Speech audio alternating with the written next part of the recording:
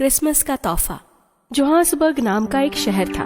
उस शहर में मारिया नाम की एक औरत अपने बेटे जैक के साथ रहती थी। वो बहुत गरीब थी। उसने बहुत कम उम्र में अपने पति को खो दिया था। वो बहुत कठिनाइयों से जैक को पाल रही थी।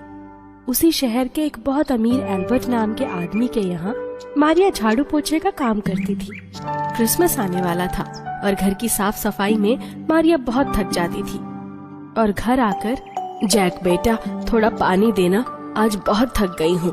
माँ क्या हुआ? आज कुछ ज्यादा ही काम था क्या? हाँ बेटा, क्रिसमस आने वाला है तो उसी की साफ सफाई में बहुत थक गई हूँ। माँ मैं भी तुम्हारे साथ वहाँ चल सकता हूँ क्या? मैंने इतना बड़ा घर कभी नहीं देखा। अगले दिन मारिया जैक को लेके मालिक एल्बर्ट के घर जाती है। एल्बर्ट का एक बेटा था, उसका नाम विलियम था। जैक विलियम के साथ खेला करता था। विलियम के पास बहुत खिलौने होते। उन्हें देखकर, वाह, कितने सारे खिलौने हैं। मैंने इतने सारे खिलौने पहले कभी नहीं देखे थे। इसमें से जो खिलौने तुम्हें चाहिए ले लो। ये सारे मेरे पुराने खिलौने हैं, अब मैं इनसे नहीं खेलता हूँ। विलियम उसे उन खिलौनों के साथ साथ अपने पुराने कपड़े भी दे देता है। क्रिसमस वाले दिन जैक विलियम के पुराने कपड़े पहनकर उनके घर जाता है। पार्टी जोर शोर से चल रही थी। वहाँ बहुत सारी मिठाइयाँ, तोहफे, कपड़ों को देखकर जैक को लालच आ गया और उसने उनमें से एक तोहफा ले लिया।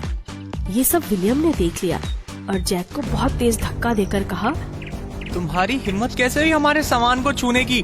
दूर हटो, ये सारा सामान सांता के लिए है। तुम जैसे गरीब के लिए हमारी इस्तेमाल की हुई चीजें होती हैं।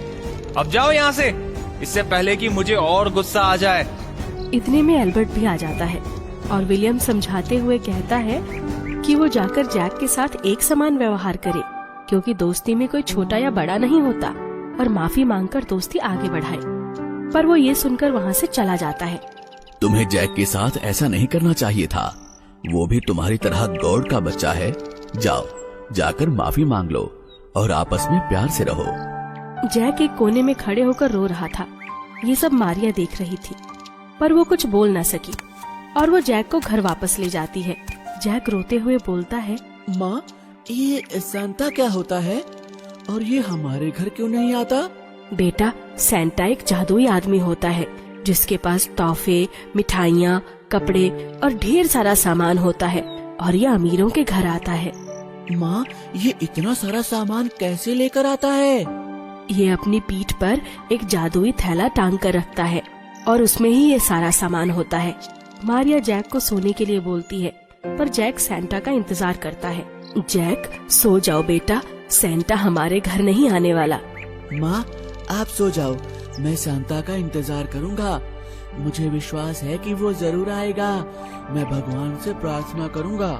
जैक अपनी एक पुरानी टी शर्ट को पैक करके सैंटा के लिए रख देता है और भगवान से प्रार्थना करता है कि भगवान मेरे घर में भी सैंटा को भेजो ना।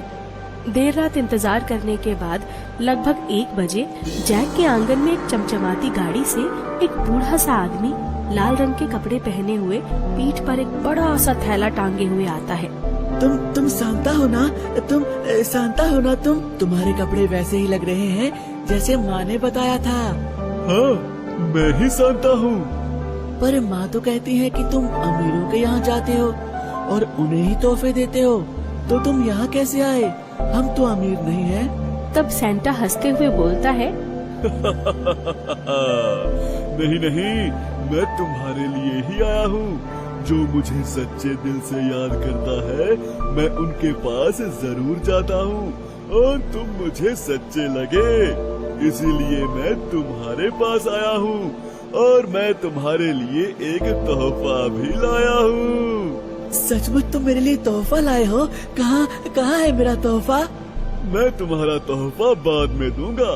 पहले तुम्हें इस गाड़ी में बैठाकर पूरे शहर की सैर करवाता हूँ। गाड़ी हवा में उड़ने लगती है। जैक ये सब देखता ही रह गया। वो पहली बार ऐसा दृश्य देखकर स्तब्ध हो गया था। पूरा शहर रोशनी से जगमगा रहा था, जैसे आसमान में तारे चमक रहे हो। सैंटा सबको उनके जरूरत के हिसाब से अलग अलग तोहफे देता है। किसी को कंबल, किसी को मिठाई, किसी को कपड़े आदि देता है। सैंटा जैक को भी तोहफे बांटने के लिए देता है। और दोनों तोहफे देने लगते हैं। तुम सबको पैसे क्यों नहीं दे देते? जिसे जो चाहिए वो खरीद लेगा। नहीं, ऐसा नहीं होता। मैं सबको वही सामान देता हूँ जिसे जिस चीज की जरूरत होती है। सामने रोड पर एक आदमी ठंड से कांप रहा था और एक आदमी खाना मांग रहा था। तो सेंटा उसे कंबल देता है और दूसरे आदमी को सेंटा खाना देता है। इसे इस समय ये कंबल चाहिए, न कि पैसे, और इस आदमी को खाने की जरूरत है और मैं यही कर रहा हूँ। तोहफे देने के बाद सेंटा जैक को पूरा शहर घुमाता है। उसे बहुत सारी चीजें खाने को देता है। उसके बाद उसे घर पर छोड़ देता है। अरे, तुमने तो अपना तोहफा मांगा ही नहीं। ये लो तुम्हारा तोहफा। ये एक लाल रंग की जादुई पोटली है। इसमें तुम हाथ डालकर जो भी मांगोगे वो तुम्हें मिल जाएगा, परंतु वही मांगना जिस चीज की तुम्हें जरूरत हो। सेंटा उसके गले लगता है और एक सलाह देते हुए वहाँ से गायब हो जाता है। भगवान हमेशा सच्चे लोगों का साथ देते हैं, बस सही समय का इंतजार करना पड़ता है।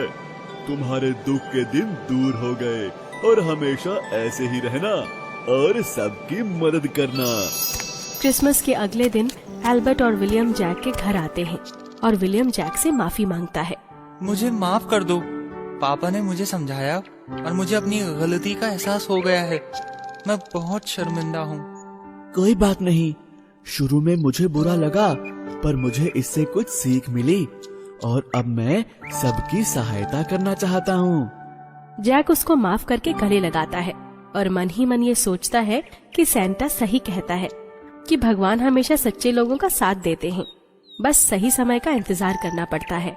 उस दिन के बाद जैक और उसकी माँ के सारे दुख दूर हो जाते हैं और दोनों खुशी खुशी रहने लगते हैं।